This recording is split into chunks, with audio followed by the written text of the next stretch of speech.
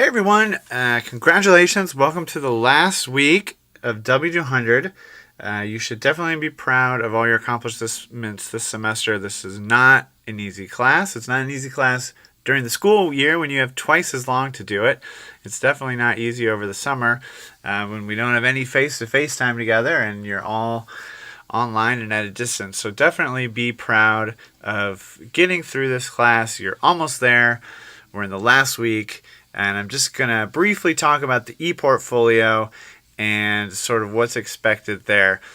So in addition to the ePortfolio, there's two other things you're working on this week. The Scratch game, which we started last week, but of course if you have any questions, let me know on that.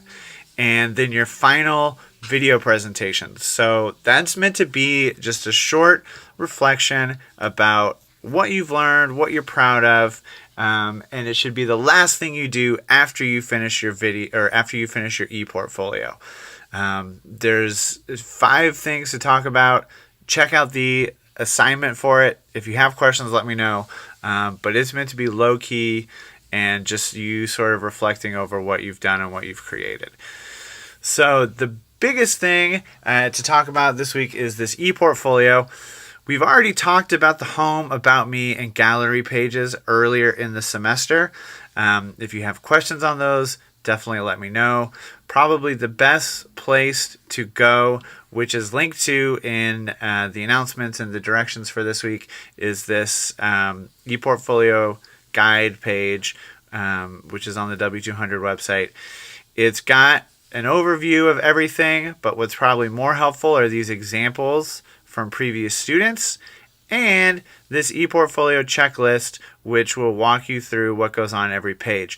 The points are a little different than ours because this is for during the school year, but the thing to pay attention to is the checklist of what goes on each page. So if you're having questions about what goes where, definitely use this page. And I'll make sure that this link is also here in the assignment as well. So we've talked about the home page. We've talked about the About Me page. The professional development page is where you should be putting your badges. And then the other thing that I linked to in this announcement is your professional development graph. So you completed this at the very start of the semester. It was that Excel file where you ranked your skills in the different area. I've linked to it again in the announcement for week 8. So you can download it again, check it out, and you'll see, hopefully, some growth from where we started to where we're at now. And so you'll want to take a screenshot from the beginning of the semester. You can find that on Canvas. Under the submission, you can just download your file to find that submission. So you get a screenshot of where you started, you get a screenshot of where you ended, and you talk about your strengths, areas of improvement, and you can talk about any goals you had that you achieved as well. But the main thing is to look at that comparison across the two. So that'll be your professional development page. You'll have all your badges, and then you'll have these growth charts there as well. The big thing that we haven't talked about yet, except when we talked about standards at the very start of the semester, is the ISTE Standards page.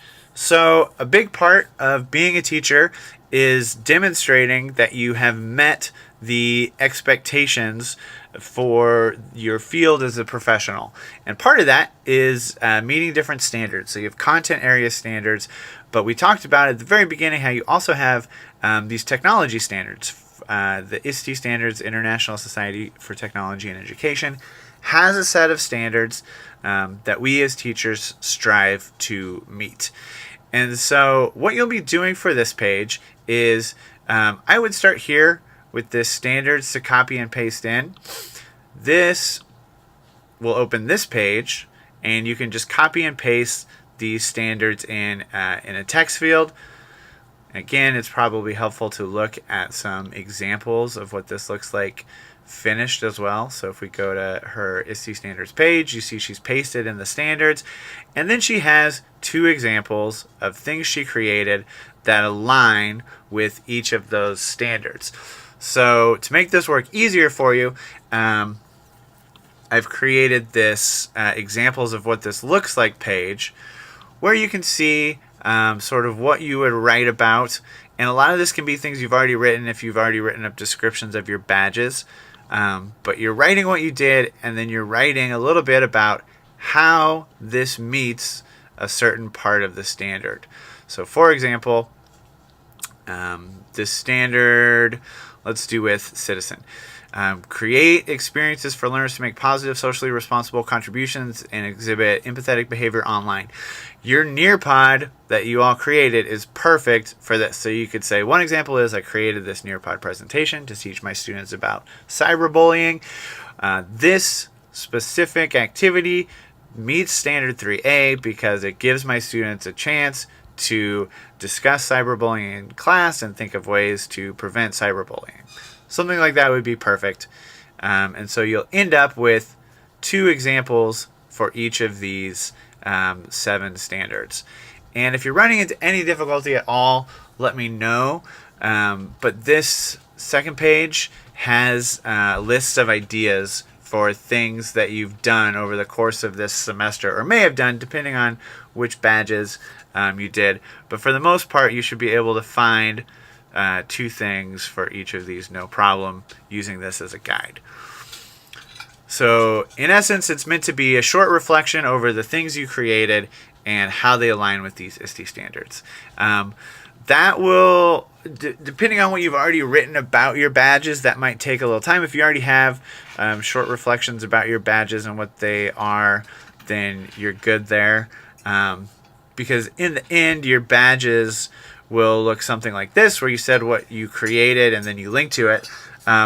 So you can use this same text for your ISTE Standards page. That's totally fine. Just make sure you add a sentence or 2 at the end that says, by doing this, this meets standard 2A or whatever because blah, blah, blah, blah, blah, blah, blah, blah, blah. So you can use that same description for the ISTE Standards and for the badges. Just make sure on the ISTE Standards you also explain how what you did aligned with that standard. The rest of the pages we've already talked about, but again, let me know if you have questions. The gallery is what you can show in your final video that you create, because you're going to be talking about some things that you're most proud of, which should be the things you put in your gallery as well. You can check out the rubric down here as well for the ePortfolio, so if you want to take a look at that, that's great. And in fact, that might be a little easier than using the checklist, but you can also use the checklist as well that I showed you. Either way, you're totally fine. So let me know if you have questions on anything, and I am really looking forward to seeing your final videos and your final reflections. It's been an absolute pleasure working with you all this semester. I know online classes are definitely challenging because you don't have that face-to-face interaction. But hopefully Flipgrid was helpful in having a little more engaging of a discussion than, just these text discussions on Canvas. So that's it for this week, and I'll talk to you all soon.